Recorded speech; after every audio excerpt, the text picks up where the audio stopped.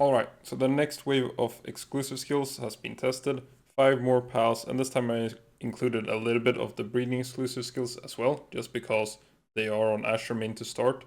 So it's Azurmane's Bolt Blink and then All Range Thunder and Thunder Rail in the Azurmane test. And I did include a little bit about his partner skill for some reason as well, the little tackle there. Not sure why, as you can't really use it like as an attacking thing, but I thought it'd be cool to just include it a little bit. Then we have the Splatterina, Grudge Barrage, deals not a whole lot of damage, but is very good for repositioning, gets quite close. And I mean, it's not a whole lot of multi-hit damage, but it's quite a lot of single-hit damage against something like Björn. Suffers a little bit against something large like Victor, but most skills do when compared to Airblade and Holy Burst and stuff like that. Then we got Selyne's quite a lot of skills, Star Mine, Moonlight Beam, and her blade thing that I'm not gonna try to pronounce. So those as well, and they scale a little bit differently depending on hitbox size. So they scale would do a little bit more damage against something like Victor and Xenoloord compared to Björn. Tarantriss seems a little bit weird for me. I only got like 6 hits on average from the claws, and it doesn't really do as much damage as the tooltip says it should. I'm not sure if a lot of these claw hits are missing, if it's supposed to hit more. Maybe it deals more to very small targets. But right now it seems a little bit weak, and a very short cooldown actually is a negative thing for party pals.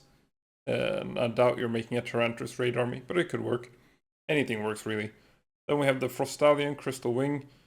A pretty cool skill, but it ranked pretty low overall in most of the tests. So these are the tests done with the DPS against Björn at first.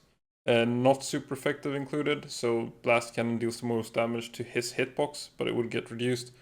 Most of these skills were a little bit lackluster, nothing really dealing more than Airblade, but it's mostly like Grudge Barrage for the repositioning. Moonlight Beam is decent, but has a very long animation time, which you need to take into account. And then the others were sort of okay-ish, I guess. Against Victor, some of them were a little bit better. You had Thunder Rail and Star Mine scaling a little bit more, but it's still only like 30% of a Holy Burst, so they're not really Nightmare Bloom or Shadowbeak level exclusive skills, and hardly worth using over Skill Fruits. I think you might use Grudge Barrage and maybe Star Mine against some targets.